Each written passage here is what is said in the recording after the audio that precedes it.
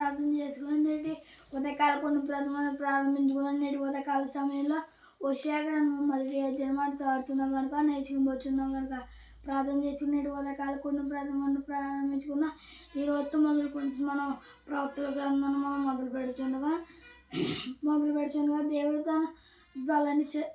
దేవుడు తన జ్ఞానాన్ని మెండుగా మనకు ప్రసాదించును కాక ఆమె మన మధ్యన వేషాన్ని ప్రార్థన నేడు ఉదయకాల కొన్ని ప్రథమను ప్రారంభించుకున్న ప్రార్థన పళ్ళకు మా కంటతని గడిచిన కమ్మి చేసుకున్నది ఉదయకాలం వేగమైతే సన్నిభాగమే సన్నిధి కాంతులు మా ప్రాంగం చేసుకున్నాం దీన్ని ఉదయకాల సమయంలో ఉదయకాల సమయంలో ప్రవర్తన కాకపోతే మేము ప్రారంభించుకుంటున్నాం అయితే మీకే కృతజ్ఞతలు చెల్లించుకున్నాం ఈశ్వరంతో యశగ్రంథం మొదటి గ్రంథం తండ్రి మేము చదువుతున్నగా నేర్చుకోబోతున్నాం కదా విని పిచ్చగాడితే మారు హృదయపక్కన రాసుకున్నా ఈ సమయంలో మాకు ప్రేమ చేసి ఆడతాయి జ్ఞాపకం చేస్తున్నా తండ్రి వదులు వాయత్రికృష్ణాన్ని కాపాడుతున్న వాక్యాన్ని పోతా బీవల రాజుగాని కూడా దేయించదని కుటుంబాన్ని కూడా దేయించారు సంఘ పెద్దలందరినీ దేయించాడు నూతనంగా చారుపదమే శాఖలను తెచ్చిందండి సమీటిగా తండ్రి ఇంకా వాళ్ళ అనారోగ్య రోగులందరినీ దేయించండి యేసుక్రీస్తు నామలాడుతున్న పడితే మంచి పీడాలు మనం ప్రార్థన చేసుకుని నేటి కుటుంబ ప్రార్థన మనం మరింత ముందుకెళ్ళి ప్రయత్నం చేద్దాం. ప్రార్థన మహాగరుడు మహోన్నతుడు మా ప్రియాపాలకు తండ్రి మీ ఘనమైన ఉన్నతమైన శ్రేష్టమైన నామానికి వేలాది స్థుతులు సాధారణ తెలుసుకున్నాం తండ్రి. ఇది కూడా తండ్రి ఇవాళ కాల తండ్రి వేరే తండ్రి మీ సన్నిధి భాగ్యం మీ సన్నిధి కాంతులు మా మీద ప్రకాశింపజేసిన మీకు స్థుతులు సాధారణ చెల్లించుకున్నాం తండ్రి. ఇది కూడా తండ్రి వాళ్ళ కాల సమయంలో వేగం తండ్రి ఇదిగోండి తండ్రి వచ్చాకరను తండ్రి మొదటి అధ్యయనం తండ్రి మొదటి వచ్చిన తండ్రి మేము చార్చనగా తండ్రి నేర్చుకోవచ్చునుగా తండ్రి మీరే మాకు సమర్పణ తెలియజ్ఞాన ప్రసన్న తండ్రి ఇదిగోండి తండ్రి వచ్చాకరను అంటే తండ్రి ప్రాప్తిగాను తండ్రి ప్రాప్తిగాను తండ్రి మేము మొదలు పెడుతున్నాగా తండ్రి మీదని తెలియగానే మాకు ప్రసన్న తండ్రి ఇదిగోండి తండ్రి మా స్థానిక సంఘటన జ్ఞాపకం చేసుకుంటున్నాం తండ్రి ఓదరు భాషణ స్థానిక సంఘాలు దీని సాయంత్రం కాచి కావాలి విశ్వాసం దీని సాయంత్రం కాచి కావాలి వృద్ధుని బోలను అందరూ దీని సాయంత్రం కాచి కావాలి ఇదిగోండి తండ్రి ఇంకా రోగులుగా ఉన్నదండి అది ముట్టి సొత్తుపడుతుంది. ఈ ప్రార్థన మా ప్రముఖమైన మా ప్రమాణిస్తున్నాములో ఈ ప్రార్థన మీకు సమర్పించారు మా ప్రిపేర్ తండ్రి మంచి పేయాలి మన దైవాత్వాన్ని తినడానికి దైవ శాఖలు సిద్ధంగా ఉన్నారు కనుక ఈ సమయం వరకు అప్పగిస్తున్నాం. రైట్, మంచిది నాయన. మరింతవరకు ఈ ఉదయకాలపు కుటుంబపు ప్రార్థనలో మరి ప్రారంభపు ప్రార్థనతో అలాగే చక్కనటువంటి రీతిలో మనల్ని ముందుకు నడిపించినటువంటి కుమారుడు మోషబాబుకిని అలాగే చక్కనటువంటి ప్రార్థన చేసి దేవుని మహింపరిచినటువంటి కుమార్తె విజయశాలినికి నా ప్రత్యేకమైన వందనాలు తెలియజేసుకోవచ్చు. మరి ఉదయకాల సమయంలో మరి నూతనంగా మనం ప్రవక్తల గ్రంథాలని ధ్యానం చేయబోతున్నాం నేటి దినం నుంచి.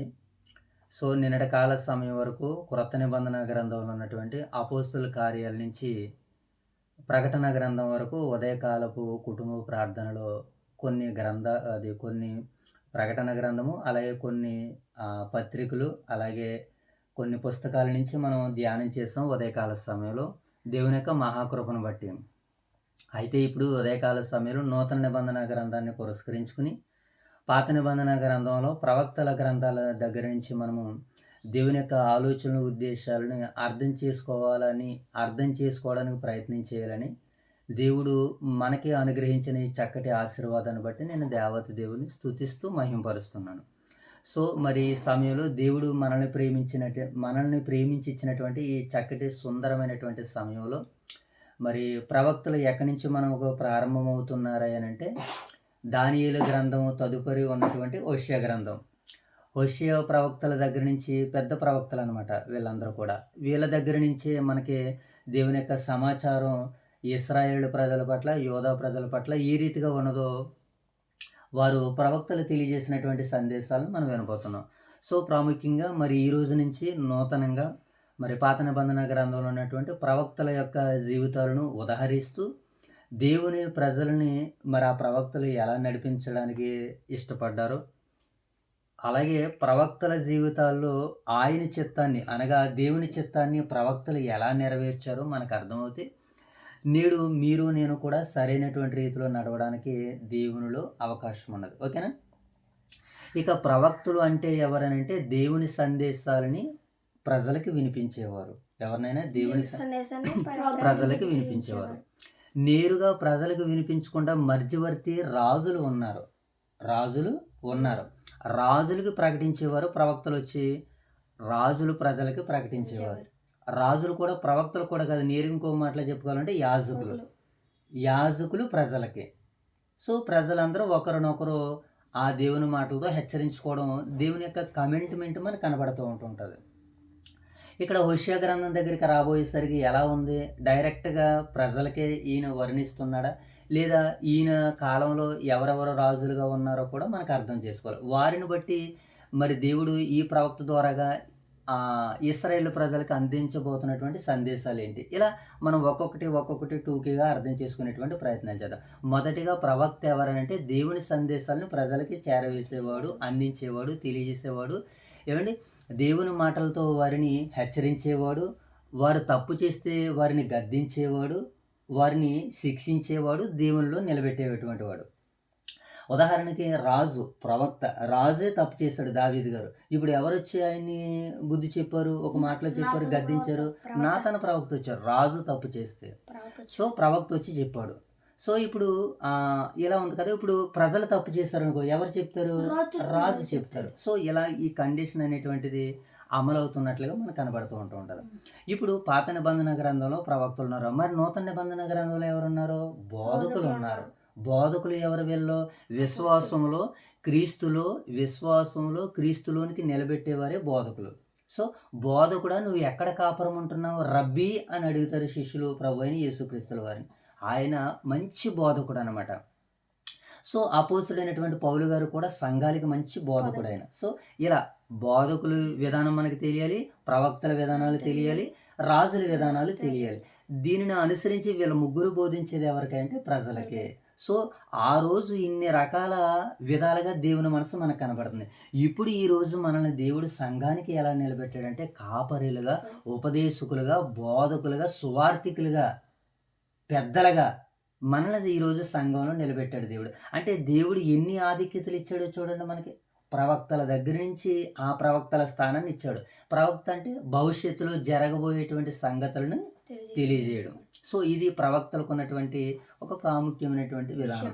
సో ఇలా మనం ప్రతిదానిని కూడా అవగాహన చేసుకోవాలి, అర్థం చేసుకోవాలి. సో ఈరోజు ఇంత సమాచారం మనకి రావడానికి బోధకులు, ప్రవక్తలు, రాజులు, ప్రజలు వీళ్ళందరిని ఉద్దేశించి దేవుని మనసు ఎలా ఉందో మనం అర్థం చేసుకుంటున్నాం. ఇప్పుడు నూతన నిబంధన గ్రంథం మనకి ఏమని సెలవిస్తుందో, కొంతమంది కాపరులుగాను, ఉపదేశకులుగాను, అధ్యక్షులుగాను, ఏమంటే నాయకులుగాను, సేవకులుగాను, ఇన్ని రకాలుగా ఒక వ్యక్తిని దేవుడు నిలబెట్టడానికి సిద్ధపడుతున్నాడు. ఇది ఎంత ఆశ్చర్యకరమైనటువంటి విషయమో చూడండి. ఈరోజు ఒకప్పుడు ఒకరే బోధకులు ఉండేటువంటి వారు, ఒకరు నడిపించేవారు. ఈరోజు నడిపించేవారు ఆయనే, బోధించేవారు ఆయనే, ప్రకటించేవారు ఆయనే, నాయకుడు ఆయనే, పాటలు పాడేటిది ఆయనే, పాటలు రాసేది కూడా ఆయనే. అంటే ఎంత నిపుణతను ఈరోజు దేవుడు మనిషికి ఇచ్చాడు, ఇన్ని ఆధిక్యతలు. సో ఇన్ని ఆత్మ సంబంధించినటువంటి వరాలు ఉన్నాయి ఈరోజు మనం పొందుకోవాల్సినవి. సో ఇవన్నీ మనకి ఎలా ఎంటర్ అవుతున్నాయి, ఇవన్నీ మనకి ఎలా తెలుస్తుందంటే ప్రవక్తల గ్రంథాలు, ఏమంటే పెద్దవారి దగ్గరికి వెళ్తే అనుభవాలు మనకు కనపడుతున్నాయి. అది అలాగన్నాడు ఒక మాట సామెతల గ్రంథంలో, జ్ఞానము గలవాడు విని తన పాండిత్యాన్ని వృద్ధి చేసుకుంటాడనంటే డెవలప్ చేసుకుంటూ ఉంటాడు. యేసుక్రీస్తు వారు వెళ్తూ ఒక ఉపమానం చెప్పాడు. ఏమనంటే, ఇదిగో ఒకనికి 5 తలాంతులను, ఒకరికి 2 తలాంతులను, ఒకరికి 1 తలాంతును ఇచ్చిన దాన్ని బట్టి ప్రతి ఒక్కరు ఏం చేశారు? రెట్టింపులు సంపాదించుకున్నారు, అంటే డెవలప్ చేసుకున్నారు. సో దేవుని యొక్క జ్ఞానాన్ని కూడా మనము వింటున్నటువంటి రోజు రోజుకి ఏం చేయాలంటే డెవలప్ చేసుకోవాలి. సో ఈరోజు మరి ప్రవక్తల గ్రంథం నుంచి మనం స్టార్ట్ చేయబోతున్నాం కనుక దేవుడు తన సహాయ సహకారాన్ని, అలాగే ఆయన జ్ఞానాన్ని దేవుడు మనకి మెండుగా ప్రసాదించాలని వేడుకుందాం. ఓకే, ముందుగా ఈ యెషయా గ్రంథం యొక్క నేపథ్యాన్ని చూద్దాం. ఓకేనా మోషి బాబు? ముందుగా ఈ యెషయా గ్రంథంలో ఎన్ని అధ్యాయాలు ఉన్నాయి, ఈ యెషయా గ్రంథాన్ని ఎవరు రాశారు, ఎప్పుడు రాశారు, దీని యొక్క డాక్యుమెంటరీ ఏంటని మనం తిరగేయగలిగినట్లయితే మొదటిగా అప్పుడు మొదటి అధ్యాయానికి వెళ్ళే ప్రయత్నం చేద్దాం. ముందుగా ఈ అధ్యాయం యొక్క నేపథ్యాన్ని మనం చూద్దాం. ఓకేనా మోషి బాబు? హోషేయ గ్రంథము చిన్న ప్రవక్తల గ్రంథాల్లో మొదటిది అనమాట. ఓకేనా? హోషేయ గ్రంథము చిన్న ప్రవక్తల గ్రంథాల్లో మొదటిది. ఇది దేవుని ప్రేమ, ఇశ్రాయేలు ప్రజల అవిశ్వాసము, పశ్చాత్తాపము మరియు పునరుత్థాన గురించి ఎంతో హృదయాన్ని కదిలించే సందేశాలు ఇందులో ఉన్నాయి. అంటే ఇప్పుడు హోషేయ గ్రంథంలో ఉన్నటువంటి విషయాల్ని మనం తెర మీదకి తీసుకుని వద్దాం, అనగా పైకి తీసుకుని వద్దాం. దీంట్లో మొట్టమొదటి ఏంటంటే ప్రజల యొక్క అవిశ్వాసము, ఓకేనా, అలాగే పశ్చాత్తాపము, అలాగే పునరుద్ధరణ గురించి ఎంతో హృదయాన్ని కదిలించే సన్నివేశాలు ఉన్నాయి. ప్రజలు ముందుగా అవిశ్వాసులుగా ఉన్నారు, వారిని దేవుడు పశ్చాత్తాపడమని ఆహ్వానిస్తున్నాడు. ఎవరైతే పశ్చాత్తాపడతారో వారికి పునరుద్ధానం ఉంటుంది. అంటే నూతన మనసు, నూతన జీవితం, నూతన వరవడి, నూతన జన్మ లాంటిది ఉంటుందని ప్రకటింపబడుతుంది, ఓకేనా. ఇక ఈ గ్రంథ రచయిత ఎవరంటే హోషేయ గారే. హోషేయ గారు ఈ గ్రంథాన్ని వ్రాసారు. ఇప్పుడు కాలము, ఈ గ్రంథం రాసే సమయానికి కాలం ఎంతంటే సుమారు క్రీస్తుకు పూర్వం 755 715 మధ్య కాలంలో రాయబడింది ఈ హోషేయ గ్రంథం, ఓకేనా. ఇక పరిస్థితి ఏంటంటే ఉత్తర రాజ్యమైనటువంటి ఇశ్రాయేలు ఆధ్యాత్మికంగా మరియు నైతికంగా దేవునికి దూరమై ఉంటే, ప్రజలు విగ్రహారాధనలో పడిపోతే, ప్రజలు వ్యభిచారంలో పడిపోతే వాళ్ళందరినీ దేవుళ్ళలోనికి నడిపించడానికే ఈ అధ్యాయంలో మరి వ్రాయబడినటువంటి విధానం మనకు కనబడుతుంది. అంటే ఈ యొక్క అధ్యాయం యొక్క పరిస్థితి ఏంటంటే ప్రజలు పాపంలో పడిపోయారు, విగ్రహారాధనలో పడిపోయారు, వ్యభిచారంలో పడిపోయారు. అయినా సరే దేవుడు తన ప్రజలను విడిచిపెట్టాడా వారి పరిస్థితులను బట్టి? లేదు, విడిచిపెట్టలేదు. దేవుడు వారిని కాపాడాడని చెప్పడానికి చెప్పే సందేశమే ఈ హోషేయ గ్రంథం, ఓకేనా మోషబాబు. ఇక హోషేయ కాలంలో అనేక మంది రాజులు మారారు. ఈయన పరిపాలన కూడా, ఈయన ప్రవక్తగా ఉన్నప్పుడు కొంతమంది రాజులు కూడా మారారు. ఇప్పుడు దేవుని వైపు తిరిగారా, మారినా సరే రాజులు మారినా, ఎంతోమంది రాజులు మారారంటే రాజులందరూ వచ్చి ప్రజలకు ఏం చెప్పేవారు? దేవుని మాటలు చెప్పేవారు. అయినా సరే ప్రజలు మారారా అంటే మారలేదు అని ఈ అధ్యాయం లేదా ఈ గ్రంథం మనకి సెలవిస్తుంది. దేవుని వైపు తిరగలేదు. చివరికి ఇశ్రాయేలు అస్సూరు చెరకు వెళ్ళిపోయారు వీళ్ళు. ఇంకా అవును కదా, మాట వినలేదానికి ఎక్కడికి వెళ్ళిపోతారు? అస్సూరు చెరలోనికి వెళ్ళిపోయారు. అస్సూరు చెర క్రీస్తుకు పూర్వం 722. ఇది మీరు బాగా జ్ఞాపకం పెట్టుకోవాలి. ఇశ్రాయేలు ఎప్పుడు చెరలోనికి వెళ్ళిపోయారు అనేటువంటి ప్రశ్న వచ్చినప్పుడు 722 సంవత్సరంలో ఇశ్రాయేలు అస్సూరు చెరలోనికి వెళ్ళిపోయారు. 722 సంవత్సరంలో క్రీస్తుకు పూర్వమే వారు చెరలోనికి వెళ్ళిపోయారు. అస్సూరు వచ్చి ఇశ్రాయేల్ అందరిని బంధించుకుని తీసుకుని వెళ్ళిపోయాడు. వీళ్ళెవరో ఇశ్రాయేలు ఉత్తర భూభాగంలో ఉన్నటువంటి వారు వీరు. ఇక దక్షిణ భూభాగంలో ఉంటారు, వారు కూడా బబులోను చెరలోనికి వెళ్ళిపోతారు. వారు ఎవరంటే యూదులు. వారు 518 లేదా 516 సంవత్సరాల్లో వారు బబులోను చెరలోనికి వెళ్ళిపోతారు. వీళ్ళేమో 722లో వీళ్ళు వెళ్తారు, ఓకేనా. వీళ్ళే ముందు వెళ్తారు వాస్తవానికి, ఇశ్రాయేలే, తర్వాత యూదులు వెళ్తారు. అంటే సంఖ్యలో మనకి రివర్స్లో కనబడుతూ ఉంటుంది. ఈ సంఖ్యను కూడా పరిపూర్ణంగా అర్థం చేసుకుని మీకు ప్రయత్నం నేను చేస్తాను రాగడదనాలు, ఓకేనా. ఇది ఈ అధ్యాయం యొక్క బ్యాక్గ్రౌండ్ లేదా ఈ అధ్యాయం యొక్క నేపథ్యం. ఈ అధ్యాయం కాదు, టోటల్గా హోషేయ గ్రంథం యొక్క నేపథ్యం, ఓకే. ఇక హోషేయ గ్రంథ సారాంశాన్ని మనం చూద్దాం. ఈ హోషేయ గ్రంథంలో సుమారు ఎన్ని అధ్యాయులు మనకు కనబడుతున్నాయంటే 14 అధ్యాయులు. Very good. ఇప్పుడు 14 అధ్యాయులు. ఇప్పుడు 14 అధ్యాయాలకి 197 వచనాలు ఉన్నాయి. ఎన్ని నైనా మోసబో 197 వచనాలు. రాజుల మొదటి గ్రంథానికి ఎన్ని వచనాలు ఉన్నాయని మనం చూసుకున్నాం. Very good. దాన్ని మీరు ప్రశ్నార్థంగా మనసులో పెట్టుకోవాలన్నమాట. ఇప్పుడు హోషేయ గ్రంథానికి కూడా ఎన్ని వచనాలు ఉన్నాయి? 197. 197 1 9 7 జ్ఞాపకం పెట్టుకోండి. 197 వచనాలు. వాటిని ఇప్పుడు 14 అధ్యాయాలని 197 వచనాలని ఒక 4 భాగాలుగా 2 భాగాలుగా మాట్లాడుకునేటువంటి ప్రయత్నాలు చేద్దాం, ఓకేనా. మొదటి భాగం ఏంటంటే మొదటి నుంచి 3 అధ్యాయాలు. మొదటి నుంచి 3 అధ్యాయాలు ఏంటంటే దేవుడు హోషేయను వ్యభిచారి అయినటువంటి స్త్రీని, వ్యభిచారిని అయినటువంటి గోమెరును వివాహం చేసుకోవాలని దేవుడు ప్రవక్తకి చెబుతాడనమాట. ప్రవక్త ఎవరో? హోషేయ ప్రవక్త. ఇప్పుడు ఈయన ఇంతకీ ఎవరిని స్త్రీని చేసుకోవాలి? వ్యభిచారం అనగా గోమెరు అనేటువంటి వ్యభిచారం చేసినటువంటి స్త్రీని వివాహం చేసుకోమంటున్నాడు. ఇదేంటి అంటే ఇది దేవుని చిత్తం, ఇది దేవుని ప్రణాళిక. ఇప్పుడు ఈరోజు లోకంలో మన అవయవాలన్నీ బాగున్నాయి. కొంతమందికి చేతులు లేవు కదా, కొంతమందికి కొంతమంది కాళ్ళు లేవు, కొంతమంది చెవులు వినబడు, కొంతమంది తెంగరోళ్ళు, కొంతమంది అమాయకులు ఉన్నారు. సో దేవుడు వారిని అలా ఎందుకు పుట్టించాడు? మనల్ని ఎందుకు ఇలా పుట్టించాడు అని అంటే మనం ఎలాగ ఆయన కార్యాలు చేయాలి, వారు అలాగా కార్యాలు చేయాలి. యేసుక్రీస్తుల వారి శిష్యులకు మాట్లాడుతారు, ప్రభా ఇతను గుడ్డివాడుగా పుట్టుటకు ఎవరు పాపం చేశారు? వీళ్ళ పాపం చేశారా, ఇతను పాపం చేశారా, వీళ్ళ తండ్రి పాపం చేశారంటే యేసుక్రీస్తుల వారు ఒక మాట అన్నారు, వీడైనను వీని తండ్రి అయినను వీరి ఇంటివారైనను పాపం చేయలేదు, దేవుని క్రియలు ఇతను ఎందుకు ప్రత్యక్షం అవడానికి ఇతను గుడ్డివాడుగా పుట్టాడు. సో అలాగే ఇప్పుడు వ్యభిచారమైనటువంటి స్త్రీని దేవుడు గోమేరును హోషేయ ప్రవక్తను వివాహం చేసుకోమన్నాడు. అంటే దేవుని సంకల్పం నెరవేరడానికి ఆ కుటుంబాన్ని అలాగే ఎంచుకున్నాడు దేవుడు. సో ఈరోజు నీ కుటుంబాన్ని, నా కుటుంబాన్ని కూడా అలాగే ఎంచుకుంటున్నాడు. అలాగని పాపంలో ఉండమని కాదు సుమా. పరిశుద్ధత కొరకు నువ్వు అవయవాలు పోగొట్టుకున్నా పర్లేదు, పరిశుద్ధత కొరకు నువ్వు దేనిని పోగొట్టుకున్నా పర్లేదు, కానీ పరిశుద్ధత మాత్రం పోగొట్టుకోకని పరిశుద్ధ వాక్యం మనకి సెలవిస్తుంది. సో ఈ మొదటి భాగంలో 1-3 అధ్యాయులు మనకి ఏమని సెలవిస్తున్నాడంటే, గోమేరును వ్యభిచారి అయినటువంటి స్త్రీని వివాహం చేసుకోమంటున్నాడు తండ్రి అయినటువంటి దేవుడు ప్రవక్త గారిని. ఇది మొదటి భాగం, 1-3 అధ్యాయులు. ఓకేనా మోషే బాబు? ఏమండి ఇక హోషేయ గోమేరు జీవితమే దేవుడు ఇశ్రాయేల్ సంబంధానికి ఒక సజీవమైనటువంటి సాక్షిగా పెట్టినట్లుగా వారి జీవితం మనకు కనబడుతుంది. ఓకేనా మోషే బాబు? ఇక మొదటి భాగంలోనే గోమేరు తన భర్తను విడిచినట్లు గోమేరు ఏం చేస్తుంది, తన భర్తను విడిచిపెడుతుంది. ఈ హోషేయ గ్రంథంలో మనం అదే చూడబోతాం. ఈయన అనేక పర్యాలు తనని ప్రేమించి తీసుకుని తన దగ్గరికి పెట్టినా మరలా వెళ్ళిపోతూ ఉంటుంది అనమాట ఆవిడ. అదే చెబుతున్నాడు ఇక్కడ ఈ అధ్యాయంలో.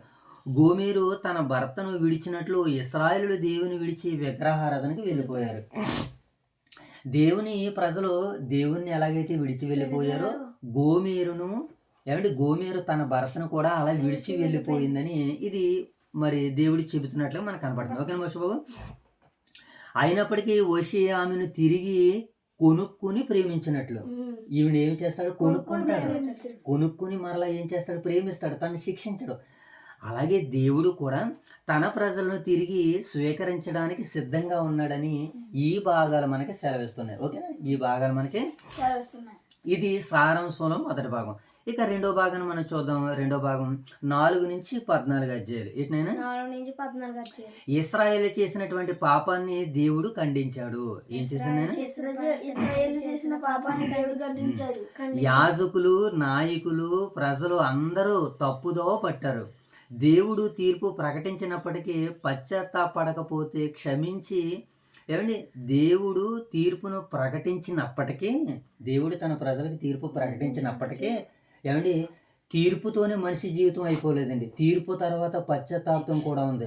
పశ్చాత్తాపడ్డాం అనుకోండి, ఇమీడియట్లీ ఇప్పుడు మన మీద ఎవరైనా నేరాపరాధం చేసి మన జైల్లో పడేశారనుకోండి, జైల్లోని మన సత్ప్రవర్తన చూసి జైలు అధికారుల నాయకులే ఎంతమందిలో ఇతను ఒక ప్రత్యేకంగా ఉన్నాడో, సో ఇతను ఏదైనా సమయం వచ్చినప్పుడు మొట్టమొదటిగా ఇతను రిలీజ్ చేయొచ్చు. దీనికి గవర్నమెంట్ వారు ఆ వ్యక్తి యొక్క సత్ప్రవర్తన బట్టి బయటికి రిలీజ్ చేస్తారు, ఆ వ్యక్తిలో ఉన్నటువంటి సుగుణాలను బట్టి, క్యారెక్టర్ని బట్టి. సో దేవుడు కూడా ఇశ్రాయేలు ప్రజలకు అనేక పర్యాలు సెకండ్లో లేపేస్తానన్నాడు దేవుడు. కానీ ఎవరో ఒకరిని బట్టి దేవుడు మనసును మార్చుకుని ఏం చేసేవాడు అంటే కాపాడుతూ ఉండేటువంటి వాడు. సొదొమ గొమొర్రా పట్టణాన్ని లేపేస్తానన్నాడు. 50 మందిని చూపిస్తాను, ఆపుతావు అని అడిగాడు. దేవునితో కండిషన్ మాట్లాడుతున్నాడు అబ్రహాం. 50 మంది అయితే సరే నీ ఇష్టం అన్నాడు. 50 మంది లేరు, ఒకవేళ 10 మంది తక్కువ అయితే సరే 10 మందిని బట్టి నేను ఆపేస్తున్నాడు. 10 మంది కాదు కదా, ఒక్కడే ఉన్నారు లాస్ట్కి, ఒక్కరిని బట్టి కాపాడుతావంటే నేను కాపాడుతాను అన్నాడు దేవుడు. అలాంటి వాడు. సో ఇక్కడ ఇశ్రాయేలు ప్రజలు పశ్చాత్తాపడితే ఆయన క్షమించి ఏం చేస్తానన్నాడు, ఆశీర్వాదాన్ని ఇస్తానని మనకు ప్రకటన చేస్తున్నాడు. ఓకేనా మోషే బాబు? ఇక చివరి అధ్యాయంలో దేవుడు తిరిగి వచ్చే వారిని మరి ఆయన్ని తన హక్కుని చేర్చుకుంటానని ఈ 4-14 అధ్యాయులు మనకి సెలవిస్తున్నాయి. ఓకే, ఇది ఈ అధ్యాయం యొక్క సారాంశాన్ని మనం చూసాము, నేపథ్యాన్ని చూసాము. ఇక వివరణ చూద్దాం. ఈ హోషేయ గ్రంథం యొక్క ఈ హోషేయ గ్రంథం యొక్క వివరణ మనం చూసినప్పుడు దేవుని ప్రేమ షరతులు లేనిది. షరతులు లేవా, అవధులు లేవా? అవును, కొలవడానికి అవధులు లేవు. నూతనంగా దావీదు సేవకుడు ఒక కీర్తన కూడా రాశారు, అవధులు కలని అనంత ప్రేమ అంటే దేవుని ప్రేమను కూడా ఏమి లేవు, షరతులు లేనిది. అంటే ప్రజలు దేవుణ్ణి విడిచిపెట్టిన దేవుడు వారిని ప్రేమించడం మానలేదు. ప్రజలు దేవుని విడిచిపెట్టారు, కానీ దేవుడు ప్రజలని ప్రేమించడం మానలేదు. ఎందుకనంటే తన రక్తానికి పుట్టినటువంటి పిల్లల వాళ్ళు. సో ఇక రెండో భాగాన్ని మనం చూసినప్పుడు విగ్రహారాధన ఆత్మీయ వ్యభిచారము. ఏటి మోషబాబు? దేవుణ్ణి విడిచి ఇతర దేవతలను అనుసరించడము వ్యభిచారంతో పోల్చడం జరిగింది. వ్యభిచారము అని అంటే శారీరక వ్యభిచారము కాదు, దేవుని కంటే ఎక్కువగా ఏదైతే మనం ప్రేమిస్తున్నామో భూమి మీద ఉన్న మీ అవయవములు అనగా జారత్వం, అపవిత్రత, కాముకత్వము, విగ్రహారాధన అని మాట్లాడాడు ఎఫెసీ పత్రికలో. ఇక్కడ కూడా అదే అంటున్నాడు దేవుడు మాట్లాడుతూ, దేవుణ్ణి విడిచి ఇతర దేవతలను అనుసరించడమే వ్యభిచరించడం. ఈరోజు దేవుని కంటే మనం దేనినైతే ఎక్కువగా ప్రేమిస్తున్నామో అది వ్యభిచారంతో సమానమని వాక్యం మనకి సెలవిస్తుంది. సో వివరాల్లో 3 భాగాన్ని మనం చూద్దాం. పశ్చాత్తాపడమే పునరుత్థానకు మార్గము. ఏంటనైనా పునరుత్థానమునకు మార్గము. నిజమైన హృదయముతో దేవుని యొద్దకు తిరిగి వచ్చిన వారిని దేవుడు క్షమిస్తాడు. ఏం చేస్తాడైనా? నిజమైన హృదయముతో దేవుని యొద్దకు తిరిగి వచ్చే వారిని దేవుడు క్షమిస్తాడు. అంటే ఇశ్రాయేలు ప్రజలు అలా వెళ్ళిపోయారు ఆనాటి కాలంలో. మరలా వాళ్ళు తిరిగి వస్తే వారిని ప్రేమిస్తానంటున్నాడు, వారిని హక్కుని చేర్చుకుంటానని దేవుడు వాగ్దానాన్ని చేస్తున్నాడు. దేవుడు బలాన్ని కన్నా కనికరాన్నే కోరతాడు. దేవుడు దేని కోరతాడైనా అని మనకు హోషేయ గ్రంథం 6:6 ప్రకారం దేవుడు కేవలం ఆచారాలనే కాదు, ప్రేమతో కూడిన విధేయతను కూడా కోరుకుంటాడని ఈ అధ్యాయం మనకి వివరణిస్తుంది. ఓకేనా మోషే బాబు? దేవుని శిక్ష ప్రేమతో కూడినది. దేవుడు నాశనం చేయడానికే కాదు, ఏమంటే సరిదిద్ది తిరిగి తన యొద్దకు తీసుకుని రావడానికే శిక్షిస్తాడు. అంటే దేవుడు అప్పుడప్పుడు మనల్ని ఎందుకు శిక్షిస్తాడట?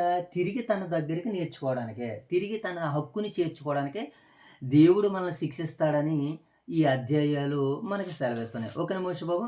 ఇక చివరిగా ముఖ్యమైనటువంటి వచనాలను మనం చూడగలిగితే ఈ హోషేయ గ్రంథంలో ముఖ్యమైనటువంటి వచనాలు చూద్దాం.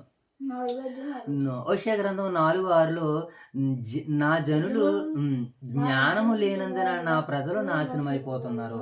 ఏమైపోతున్నారట? నేను దేని లేకపోవడం వలన? జ్ఞానం లేకపోవడం వలన నా ప్రజలు నాశనం అయిపోతున్నారు. ఇక 6:6 బలము కంటే కనికరమును, ఏమంటే దహన బలుల కంటే దేవుని జ్ఞానమును నాకు ఇష్టము అని ఈ అధ్యాయం మనకి సెలవిస్తుంది. కొన్ని ముఖ్యమైనటువంటి వచనాలు అనమాట. అలాగే 14వ అధ్యాయం 1వ వచనంలో, ఓ ఇశ్రాయేలు వినుము, నీ దేవుడైన యెహోవా యొద్దకు తిరిగి రమ్ము. నీ దేవుడైన యెహోవా యొద్దకు ఏం చేయాలంటే మనిషి తిరిగి రావాలని దేవుడు వారిని ఆహ్వానిస్తున్నాడు. ఇక ఈ 14వ అధ్యాయాలను మనం చూస్తున్నప్పుడు, హోషేయ గ్రంథాన్ని మనం చూస్తున్నప్పుడు నేటి విశ్వాసులకు అన్వయింపు లేదా నేటి విశ్వాసులకు పాఠాలు ఏంటంటే, దేవుని పట్ల ఏమండి మనం ఎలా ఉండాలంటే పవిత్రంగా ఉండాలి. ఏమండి దేవుని పట్ల మనం ఎలా ఉండాలి?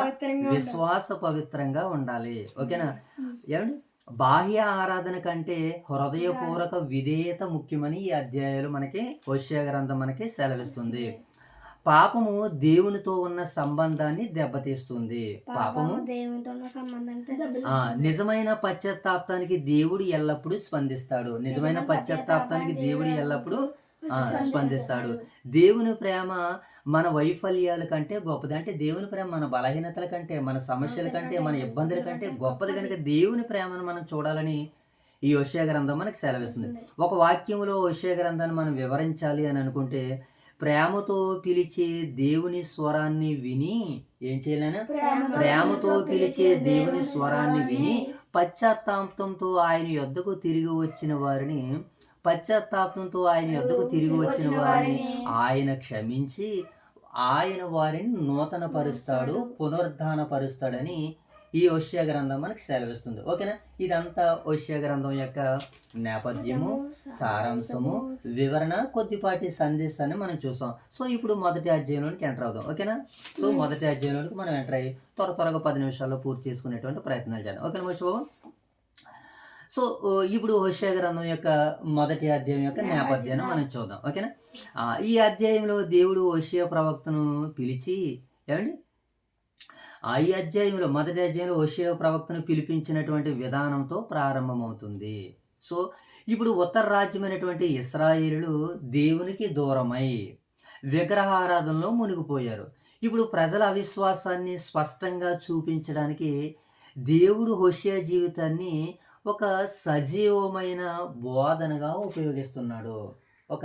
ఒక మంచి ఏమంటే ఈ కుటుంబాన్ని బట్టి దేవుడు ఇశ్రాయేలు ప్రజలను కాపాడాలనుకుంటున్నారు. ఒక మాట అంటాడు యెషయా గ్రంథంలో, నా మహిమ నిమిత్తమే నేను వారిని సృష్టించుకున్నాను. అంటే దేవుడు అందరినీ తన మహిమ కొరకు సృష్టించుకుంటున్నాడు. ఈ విషయాన్ని ఇదిగో ఈరోజు సంఘాల ద్వారాగా, ప్రవక్తల ద్వారాగా, బోధకుల ద్వారాగా, నేటి విశ్వాసుల ద్వారాగా, పరిచర్య ద్వారాగా అనేక మందికి వెళ్తుంది. అంటే ప్రతి మనిషి జీవితం వెనకాల దేవుని పరమార్థం ఉన్నది. ఆ వ్యక్తి త్రాగుబోతైనా తిరుగుబోతైనా దేవుని మాట వింటే మారతాడు, దేవుని మహిమ కొరకు నిలబడతాడు అన్నదే దేవుని యొక్క ఉద్దేశం. సో ఇప్పుడు హోషేయ కుటుంబ జీవితాన్ని కూడా దేవుడు అలాగే పెట్టాడు ఇశ్రాయేలుకి మాదిరిగా. ఓకే, ఇప్పుడు ఇంకా కింద భాగంలోనికి వెళ్ళి చూద్దాం. దేవుడు హోషేయను గోమెరు అనేటువంటి స్త్రీని వివాహం చేసుకోవాలని ఆజ్ఞాపిస్తాడు. ఈ వివాహము దేవునికి మరియు ఇశ్రాయేలు ప్రజలకు మధ్య ఉన్నటువంటి సంబంధానికి ఒక గురుతు. గోమెరు తన భర్త అవిశ్వాసంగా ఉన్నట్లు గోమెరు తన భర్త ఏమండి అవిశ్వాసంగా ఉన్నట్లు ఇశ్రాయేలు దేవునికి అవిధేయులుగా ఉన్నారు. గోమెరు అనేటువంటి స్త్రీ హోషేయ ప్రవక్త భార్య భర్తకి ఎలా ఉన్నది? అవిధేయురాలుగా ఉంది, అవిశ్వాసురాలుగా ఉంది. సో ఇశ్రాయేలు ప్రజలు కూడా దేవునికి అలాగే ఉన్నారని చూపించడానికి దేవుడు హోషేయ ప్రవక్తని వాడుకుంటున్నాడు, గోమెరు స్త్రీని వాడుకుంటున్నాడు. ఓకేనా, ఇది మనం ఎలాగ ఆలోచించుకోవాలి. అలాగని ఈరోజు చెడ్డ పనులు పాపం పనులు చేసేవారిని దేవుడు వాడుకుంటాడంటే అస్సలు వాడుకోడు. మరి ఎవరిని వాడుకుంటాడో? నీతిమంతులు న్యాయవంతులను మాత్రమే దేవుడు వాడుకుంటాడని మనం అర్థం చేసుకోవాలి. సో ఇది ఈ అధ్యాయం యొక్క నేపథ్యం. సో ఇక ఈ అధ్యాయంలో మనకి ఎన్ని వచనాలు ఉన్నాయి మోషబాబు? 11 వచనాలు. సో ఈ 11 వచనాలని ఒక 3 భాగాలుగా మాట్లాడుకునేటువంటి ప్రయత్నాలు చేద్దాం. ఓకేనా, సరే. ఇప్పుడు ఈ అధ్యాయం 3 భాగాలుగా మనం మాట్లాడుకుందాం. మొదటి భాగాన్ని మనం చూద్దాం. హోషేయ గోమెరును వివాహం చేసుకోవడము. మొదటి నుంచి 3 వచనాలు ఈ భాగాలు మనకు కనబడతాయి. దేవుని ఆజ్ఞల ప్రకారం హోషేయ గోమెరును వివాహం చేసుకున్నాడు. ఇప్పుడు దేవుని ఆజ్ఞల ప్రకారంగానే చేసుకుంటున్నాడు. దేవుడు చేసుకోమంటున్నాడు కనుకనే చేసుకుంటున్నాడు ఆయన. ఎందుకంటే ఇశ్రాయేలుకి వీరు కుటుంబం ద్వారా సందేశం అందించబడాలి కనుక. ఇప్పుడు చూద్దాం, మొదటి వచనం మనం చదువుదాం. నేను చదువుతున్నా చూడనా. ఉజ్జియా, యోతాము, ఆహాజు, హిజ్కియాను యోధారాజుల దినముల్లోను. అంటే హోషేయ గారు దేవుని మాటలో ప్రకటించే సమయానికి యోధావారు కూడా ఉన్నారు. యోధావారికి కూడా ఈ మాటలు వెళ్తున్నాయని మనం అర్థం చేసుకోవాలి. ఓకే, ఆ దినముల్లోను ఏమంటే యెహోయాషు కుమారుడైన యెరోబోమును ఇశ్రాయేల్ రాజుల దినముల్లోను బేరియా కుమారుడైన హోషేయకు ప్రత్యక్షమని యెహోవాకు. అంటే ఇంతమంది ఇశ్రాయేలులు ఉన్నారో, ఇంతమంది యోధారాజులు కూడా ఉన్నారో.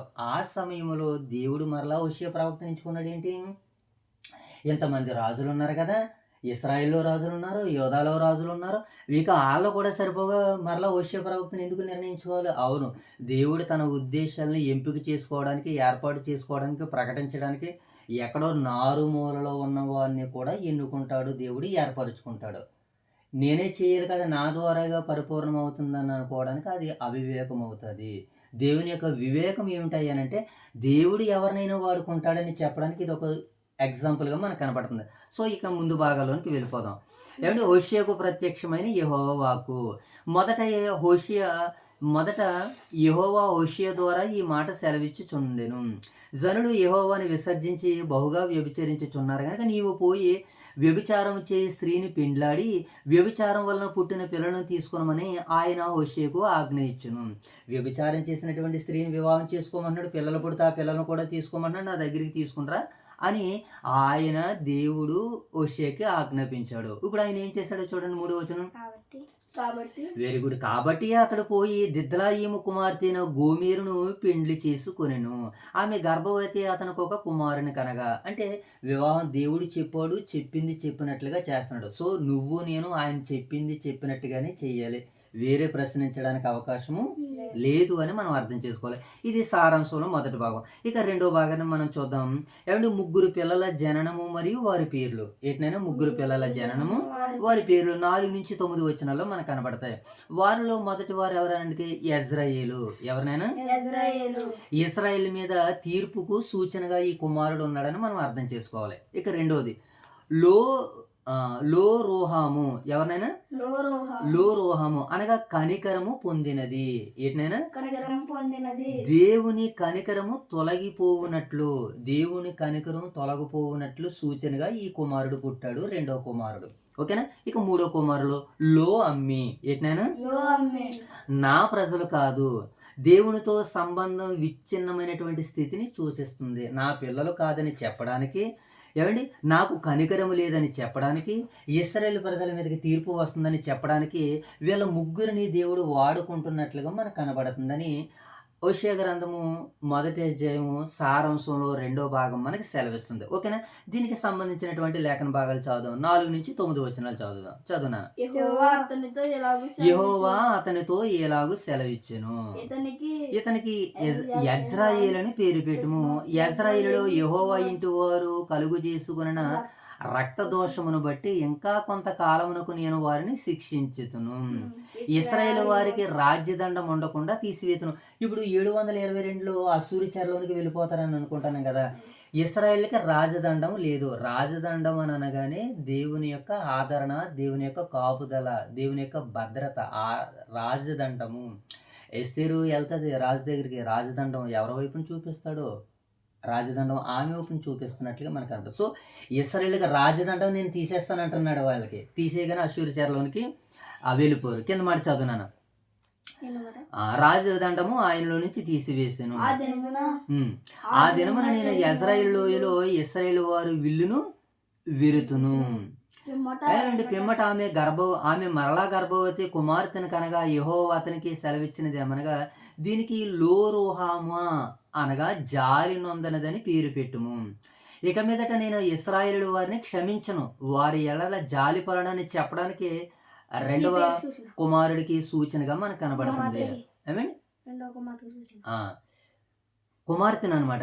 పిమ్మట ఆమె మరలా కుమార్తెని కనగా ముందు కుమారుని కన్నట్టుగా కనబడుతుంది. రెండవది ఎవరన్నమాట? కుమార్తెని కనగా. Okay, right. ఇంకా తర్వాత మనం చూద్దాం.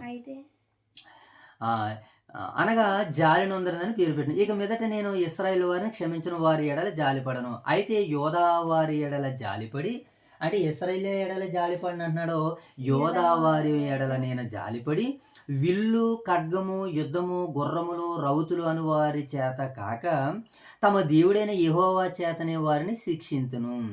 లోరుహామా జాలి నొందనిది. పాలు విడిచిన తర్వాత తల్లి గర్భవతి అయి కుమారుని కనినప్పుడు యెహోవా ఆ ప్రవక్తకు సెలవిచ్చినది ఏమనగా మీరు నా జనులు కారు, నేను మీకు దేవుడినై ఉండను గనుక లో అమ్మి నా జనులు కాదని ఇతనికి పేరు పెట్టుము. అంటే రెండవ కుమారుడు అనగా మొదట కుమారుడు, తర్వాత కుమార్తె, తర్వాత కుమారుడిగా మనకి ఈ ముగ్గురు పిల్లలు ఆయనకు ఉన్నట్లుగా మనకి ఈ 2వ భాగం మనకి సెలవిస్తుంది. వీళ్ళని బట్టి ఇశ్రాయేలు వారికి, యోధా వారికి తీర్పు తీర్చడానికి ఆ బిడ్డలు సూచనలుగా ఉన్నారు. సో ఈరోజు మనం ఎలా ఆలోచన చేయగలిగినట్లయితే ఈరోజు మనం ఈ కుటుంబ ప్రార్థన చేసుకోవడానికి దేవుడు పిల్లలుగా మీరిద్దరు కూడా సూచనలుగా ఉన్నారు అని మీరు అర్థం చేసుకోవాలి. ఓకేనా? ఇతరులు ఏం చేస్తున్నారు, ఎలాంటి కార్యక్రమాలు ఉన్నదన్నది మీరు ఆలోచన చేసుకోకూడదు. మీరు దేవుని పనికి, దేవుని యొక్క పనికి మేము సాధనాలుగా ఉన్నాము, సూచనలుగా ఉన్నాము అన్నటువంటి ఆలోచన మీరు కలిగి ఉండాలి. ఉదయము సాయంత్రము ఆయన పిల్లలకి మేము సూచనలుగా ఉన్నామని, దయ్యానికి మీరు సూచనలుగా ఉండకూడదు, దైవానికి సూచనలు కలిగినటువంటి పిల్లలుగా మీరు ఉండాలని అవగాహన చేసుకోవాలి. ఓకేనా? రైట్. ఇక కింద భాగంలోనికి వెళ్దాం. మరొక భాగాన్ని చూద్దాం. భవిష్యత్తులో పునరుద్ధానం 3వ భాగాన్ని మనం చూద్దాం. ఓకేనా? భవిష్యత్తులో పునరుద్ధాన వాగ్దానము. భవిష్యత్తులో పునరుద్ధాన వాగ్దానం ఇది వారికి ఎలా వచ్చిందో 10-11 వచనాలు మనకు కనబడుతున్నాయి. తీర్పు చివరి మాట కాదు. తీర్పు చెప్పగానే అయిపోయింది మన పరిస్థితి అనుకుంటాం. అయిపోయింది అనుకున్నదప్పుడే ఆరంభం అవుతుంది అన్నటువంటి విషయాన్ని మనం జ్ఞాపకం తెచ్చుకోవాలి. ఒకరోజు దేవుడు తన ప్రజలను తిరిగి చేర్చుకుని ఆశీర్వదిస్తాడని ఈ భాగాలు మనకి సెలవిస్తున్నాయి. ఓకేనా? ఇక చివరిగా ఈ అధ్యాయంలో చివరి భాగాలు మనం చదువుకుందాం. 10-11 వచనాలు చదువుకుందాం. చదువునాను 10వ వచనం. ఇశ్రాయేలు జనసంఖ్య అమితమై లెక్కలేని సముద్రపు ఇసుకంత విస్తారమగును. ఇశ్రాయేలు జనసంఖ్య ఎలాగవుతుందని మోసబాబు?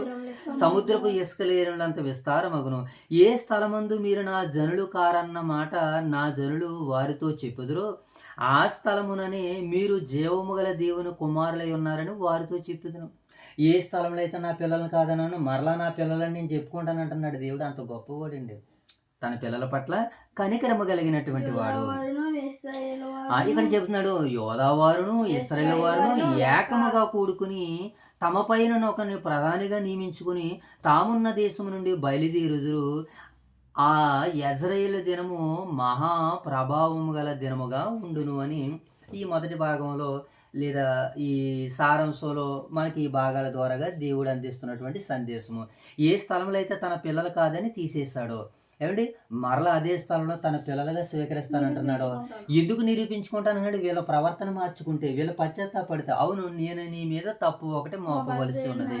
నువ్వు మారు మనసు పొంది పశ్చాత్తాపడి ఆ మొదటి క్రియలు చేస్తేనే మరలా నువ్వు అంగీకరింపబడతావు.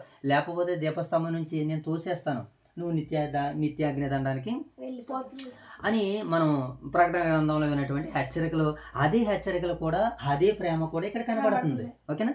సో ఇక ఈ నేపథ్యాన్ని, సారాంశాన్ని ముగించుకుని ఈ అధ్యాయ వివరాల్లోకి వెళ్ళే ప్రయత్నాలు చేద్దాం. ఓకేనా మోషే బాబు? ఇక ఈ అధ్యాయ వివరాలకు వెళ్తే, హోషేయ వివాహము ఒక ప్రవచనాత్మక సూచన. ఈయన వివాహం చేసుకున్న దేని కొరకు అంటే ఒక ప్రవచనాత్మక సూచన. ఈరోజు మనం మట్టి గుడిసెల్లో ఉన్న మహా అంతఃపురంలో ఉన్న దేవుడు మన ద్వారాగా ఆయన చిత్తాన్ని నెరవేర్చాలనుకుంటున్నాడు. అంతఃపురంలో ఉన్నవాడు తిన్నది ఒకటే, ఆయన గుడిసెలో ఉన్నవాడు కూడా తిన్నది ఒకటే, అంటే ఏదైనా ఒకటే. కాకపోతే పంచభక్ష పన్నవర్ణాలు అనేవి ఉన్నవి. అవి శరీరానికి ఎంత ఆరోగ్యాన్ని ఇస్తాయో తెలుసు. ఏమంటే గంజి నీళ్ళు అని అనుకుంటున్నా, అవి శరీరానికి ఎంత దృఢత్వాన్ని ఇస్తాయో, పటుత్వాన్ని ఇస్తాయో దేవుడు పెట్టాడు నియమాన్ని. సో ఇప్పుడు ఎవరెవరిని బట్టి అన్నది కాదు, కానీ ఎవరెవరో దేవుణ్ణి ఎలా మహిమపరుస్తున్నారు అన్నది దేవుడు లెక్కిస్తాడు. దానిని బట్టి వారికి జీతాన్ని ఇస్తానన్నాడు. ధనవంతుడు బ్రతికాడు, భూమి మీద లాజరు బ్రతికాడు. అయితే ఇద్దరు వెళ్ళారు, అగ్నిలో ఒకరు ఉన్నారు, విశ్రాంతులు మరొకరు ఉన్నారని మనం అర్థం చేసుకోవాలి. సో ఇక్కడ ఈ భాగాలను బట్టి ఏంటంటే, హోషేయ వివాహం ఒక ప్రవచనాత్మక సూచన. ఇది సాధారణ కుటుంబ సంఘటన కాదు. దేవుడు తన ప్రజల ఆత్మీయ స్థితిని చూపించడానికి హోషేయ కుటుంబాన్ని చూపిస్తున్నట్లుగా మనం అర్థం చేసుకోవాలి. ఈరోజు నీ కుటుంబాన్ని, నా కుటుంబాన్ని కూడా పరిగణలో పెడుతున్నాడు. ఎవరెవరో దేవునికి మహిమకరంగా జీవిస్తాడో దేవుడు దాన్ని లెక్కిస్తాడు. నెక్స్ట్ వన్ వివరాల్లో రెండో భాగం చూద్దాం.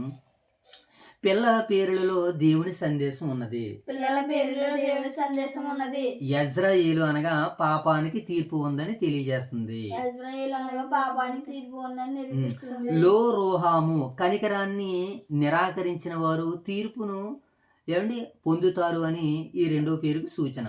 ఇక లో అమ్మి అనగా దేవుని నుండి దూరం అవ్వడం వల్ల సంబంధం తెగిపోతుందని ఈ పేరుకున్నటువంటి అంతరార్థం అని మనం అర్థం చేసుకోవాలి. సో వివరాల్లో మూడో భాగాన్ని చూద్దాం. తీర్పు తర్వాత ఆశ ఉంది. ఏటి మోషే బాబు? ఆశ ఉంది. ఈ అధ్యాయం చివరిలో దేవుడు తన ప్రజలను పూర్తిగా విడిచిపెట్టినని కాదు, కానీ తర్వాత తిరిగి ఆయన యొద్దకు వస్తారని ఆశతో ప్రకటిస్తున్న సందేశంగా ఈ హోషేయ గ్రంథం మనకి సెలవిస్తుంది. ఓకేనా మోషే బాబు? ఇక చివరిగా వివరాలు ముగించుకుని ఈ యొక్క విశ్వాసుల పాఠాలు మనం చూడగలిగినట్లయితే, ఈ అధ్యాయంలో విశ్వాసులకు సంబంధించినటువంటి పాఠాలు మనం చూడగలిగినట్లయితే, దేవుని పట్ల విశ్వాసపాత్రులుగా ఉండాలి. మనం ఎలా ఉండాలి మోషే బాబు? దేవుని పట్ల విశ్వాసపాత్రులుగా ఉండాలని ఈ అధ్యాయం మనకి సెలవిస్తుంది. ఇక పాపము దేవునితో ఉన్న సంబంధాన్ని దూరం చేస్తుంది. పాపం ఏం చేస్తుంది మోషే బాబు? సంబంధాన్ని దూరం చేస్తుంది. దేవుని హెచ్చరికలను నిర్లక్ష్యం చేయకూడదు. దేవుని హెచ్చరికలను నిర్లక్ష్యం చేయకూడదు. దేవుని తీర్పు న్యాయమైనది. దేవుని కృపా కనికరము పునరుత్థానం ఎల్లప్పుడూ అందుబాటులో ఉంటాయి. ఏమంటే దేవుడు ఎల్లప్పుడూ అందుబాటులో ఉండేవి ఏంటంటే మోషే బాబు? ఎమర్జెన్సీ అంటారు, అవి ఎల్లప్పుడూ కూడా అందుబాటులో ఉంటాయి. దేవుని దగ్గర ఎల్లప్పుడూ అందుబాటులో ఉండేవి ఏంటంటే కృప, కనికరము, పునరుత్థానము ఎల్లప్పుడూ అందుబాటులో ఉంటాయి. యేసుక్రీస్తుల వారు అన్నారు, ఏమంటే తండ్రి నీవు ఎల్లప్పుడూ నా మనవి వినుచున్నావని నేను ఎరుగుదును. అంటే ప్రార్థన ద్వారా దేవుడు మనకి చక్కటి అవకాశాన్ని ఇచ్చాడు.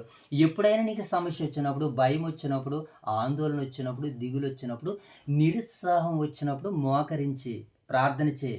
నీ దేవుడు కొండంత ధైర్యాన్ని, బలాన్ని ఇస్తాడు. బెస్ట్ ఎగ్జాంపుల్ నిన్న ప్రార్థన చేశాను. కాసేపు కొద్దిపాటి ప్రార్థన చేయాలని అనిపించింది. దేవునితో ఏమంటే కలిసి ప్రార్థన చేసినటువంటి తర్వాత నేను చేసినటువంటి పనులు చాలా శక్తివంతమైనటువంటి పనులు, ప్రయాణాన్ని చేశాను నిన్నటి కాల సమయంలో. నా స్థాయికి, నా శక్తికి మించి ప్రయాణం చేశాను, పని చేశాను నిన్నటి కాల సమయంలో. అలిసిపోయాను. మొత్తం ఉన్న బలం అంతా కూడా బలహీనత పడుకుంది. అయినా సరే మరలా ఉదయానికి దేవుడు బలాన్ని ఇచ్చాడు, శక్తిని ఇచ్చాడు. హోషేయ గ్రంథం ద్వారా రెట్టింపు టన్నుల శక్తిని ఇచ్చాడు, ఆయన అనుగ్రహించాడు. సో దేవునికి మనం ఎల్లప్పుడూ కూడా అందుబాటులో ఉండాలి. ఇదిగో ప్రార్థన మనకు అందుబాటులో ఉంది, ప్రార్థన చేద్దాం. దేవుడి శక్తిని, సామర్థ్యాన్ని ఇస్తాడు. ఇక ఈ అధ్యాయాన్ని మనం టూకీగా 1-2 మాటలు చెప్పుకోవడానికి ప్రయత్నం చేద్దాం. చివరగా ఏమండి సందేశం. ఈ అధ్యాయం మనకి నేర్పించే సందేశం ఏంటంటే తీర్పు తర్వాత కూడా దేవుని ప్రేమ ఉంటుంది. తీర్పు తర్వాత కూడా దేవుని ప్రేమ ఉంటుంది. ఇశ్రాయేలు దేవునికి అవిశ్వాసంగా ప్రవర్తించారు. ఏం చేశారు ఆయన? ఇశ్రాయేలు దేవునికి అవిశ్వాసంగా ప్రవర్తించారు. దేవుడు హోషేయ కుటుంబాన్ని ఒక సజీవ ఏమండి ఏమండి సందర్శంగా ఉపయోగించాడు. ఒక సజీవ సందర్శంగా ఇతరులకి పాఠాలుగా హోషేయ గారి కుటుంబాన్ని దేవుడు ఏర్పాటు చేసుకున్నాడు. ఓకే. ఇక పిల్లలు ఏమండి పిల్లల ద్వారా తీర్పును ప్రకటించాడు. ఏం చేశాడు ఆయన? పిల్లల ద్వారా తీర్పు ప్రకటించాడు. అయినప్పటికీ చివరి ఆశను ఏమండి మరి అయినప్పటికీ చివరి ఆశను వాగ్దానాన్ని వారికి చూపించినట్లుగా మనకు కనబడుతుంది. ఓకేనా? తీర్పును కూడా ప్రకటించాడు. ఏమండి? ఓకే. మనము కూడా పాపములో పడిన నిజమైన పశ్చాత్తాపంతో దేవుని యొద్దకు తిరిగి వస్తే ఆయన మనల్ని తిరిగి తన పిల్లలుగా స్వీకరిస్తాడని ఈ అధ్యాయము మనకి సెలవిస్తుంది. సో ఇంతవరకు విన్న ఈ వాక్యాన్ని దేవుడు మన వినికిడిలో ఫలింపజేయను గాక. ఆమె కళ్ళు మూసుకోండి, తలలు వంచండి. ప్రార్థన. మహాగణుడ, మహోన్నతుడ, సర్వోన్నతుడ, మీకు వందనాలు. ఈ ఉదయకాల సమయంలో ఇంతవరకు మీ శక్తిని, బలాన్ని మీరు మాకు అనుగ్రహించి కుటుంబ ప్రార్థనలు మీ మహాసంకల్పాన్ని నాయన తెలియజేసినందుకు కృతజ్ఞతలు. విన్న వాక్యం మా వెనుకడులు ఫలింపజేయండి. ఇంత గొప్ప పరిచర్య చేయడం మాకు అవకాశం ఇచ్చిన మా ప్రియులు దైవ సేవకులు బిఎల్ రాజు గారిని వారి యొక్క కుటుంబాన్ని దీవించి ఆశీర్వదించి కాచి కాపాడమని వేడుకుంటూ తండ్రి, వారిని మీరు ప్రేమించి ఇచ్చినటువంటి స్థానిక సంఘాలు ఓదురు వైఎస్ఆర్ నగర్లో ఉన్నటువంటి సంఘాన్ని, సంఘ బిడ్డలను దీవించి ఆశీర్వదించి కాచి కాపాడమని తండ్రి, ఈరోజు నీ బిడ్డలుగా నీ పిల్లలుగా నాయన మాకు కావలసినటువంటి నడిపింపును, ఆత్మశక్తిని అనుగ్రహించండి. ఈ దినమంతట్లో మిమ్మల్ని చూడగలిగే కన్నులు, మీకు లోబడగలిగే మంచి మనసును, మారు మనసును దయచేయమని వేడుకుంటూ తండ్రి, ఈ దినంలో నీ బిడ్డలుగా నీ పిల్లలుగా మేము చేస్తున్నటువంటి ప్రయాణాలను, పనిపాట్లలోను నాయన పరిచర్యలోను మీ తోడును, భద్రతను, క్షేమాన్ని, దీవును, ఆశీర్వాదాన్ని మాకును ఇతర ప్రాంతాల్లో ఉన్నటువంటి బిడ్డలందరికీ దయచేయమని ఈ ప్రార్థన మనవులన్నీ మా ప్రభువును, మీ ప్రియ కుమారులు, మా రక్షకుడైన మా ప్రభువైన యేసుక్రీస్తు వారి నామం పేరటి ప్రార్థన మీకు సమర్పించుకుంటున్నాను కన్న తండ్రి. అందరికీ వందనాలు. God bless.